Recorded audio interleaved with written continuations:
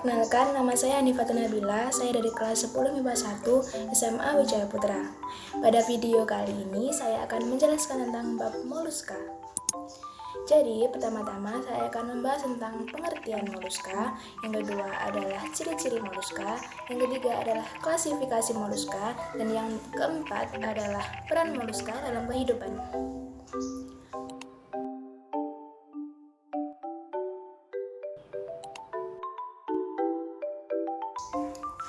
Pengertian moluska.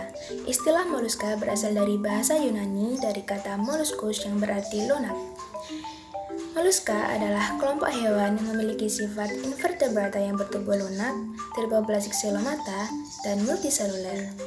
Kalian tahu gak sih apa yang dimaksud dengan tripoplasik selomata itu? Tripoplasik selomata adalah hewan yang memiliki 3 lapisan tubuh serta memiliki rongga tubuh sejati. Moluska termasuk ke dalam hewan yang lunak baik memiliki cangkang maupun tanpa cangkang. Contohnya saja seperti cumi-cumi, kerang-kerangan, dan kerabatnya. Ciri-ciri moluska yaitu yang pertama adalah habitatnya di darat dan di air. Yang kedua, bertubuh lunak. Yang ketiga, bilateral simetris. Dan yang terakhir adalah tripoplastik selomata.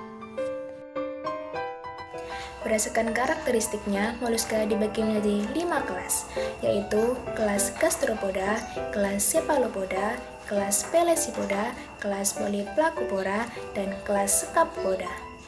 Oke, berikut adalah penjelasannya. Yang pertama adalah kelas gastropoda. Kalian tidak asing kan dengan hewan yang bernama siput? Ya, sering kita jumpai kan?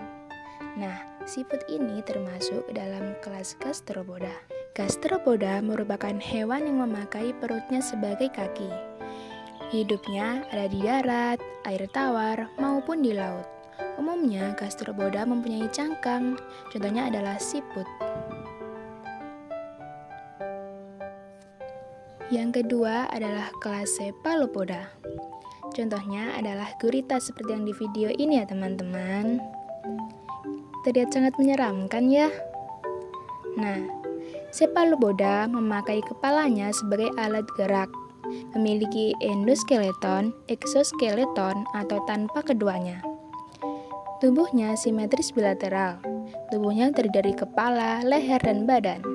Selain gurita, kita juga menemui cumi-cumi dan sotong. Yang ketiga adalah kelas pelesipoda. Mutiara merupakan salah satu perhiasan yang memiliki harga cukup mahal karena keindahannya. Nah, kalian tahu gak sih, hewan penghasil mutiara ini adalah termasuk ke dalam kelas pelesipoda. Pelesipoda mempunyai bentuk kaki seperti kapak yang terletak di anterior. Bivalvia merupakan hewan bercangkang yang terdiri atas 2 bagian, mempunyai sistem saraf dan otak yang berkembang baik, hidup di air tawar dan air laut.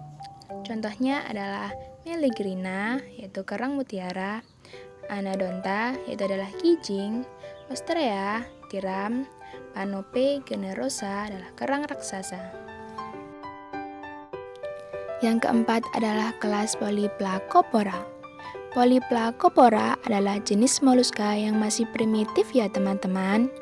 Polyplacopora mempunyai tubuh simetri bilateral, mempunyai beberapa insang di dalam rongga mantelnya, dan hidupnya ada di sekitar pantai. Contoh dari kelas Polyplacopora adalah chiton. Bentuk hewannya sudah ada di video ya teman-teman. Yang terakhir adalah kelas scapopoda. Scapopoda hidup di laut atau di pantai.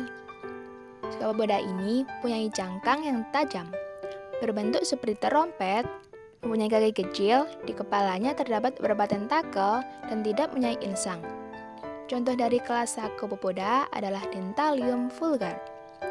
Bentuk hewannya seperti yang ada di video ya teman-teman. Tak terasa kita sudah mencapai pembahasan bab terakhir ya teman-teman. Nah, pada bab pembahasan terakhir ini saya akan menjelaskan tentang peran moluska. Peran moluska ini dibagi menjadi dua, yaitu menguntungkan dan merugikan. Contoh peran yang menguntungkan adalah 1. Sebagai sumber makanan berprotein tinggi, misalnya pada tiram batu, kerang, kerang hijau, dan sotong. Yang kedua adalah sebagai perhiasan, misalnya tiram mutiara. Dan yang ketiga adalah sebagai hiasan dan kancing, misalnya dari cangkang tiram batu, nautilus, dan tiram mutiara. Yang kedua adalah peran yang merugikan. Moluska yang merugikan bagi manusia adalah misalnya bekicot dan keong sawah. Kedua hewan ini dapat membuat hama dari tanaman. Siput air adalah perantara cacing Fasciola hepatica. Sekian dari saya. Wassalamualaikum warahmatullahi wabarakatuh. Dadah.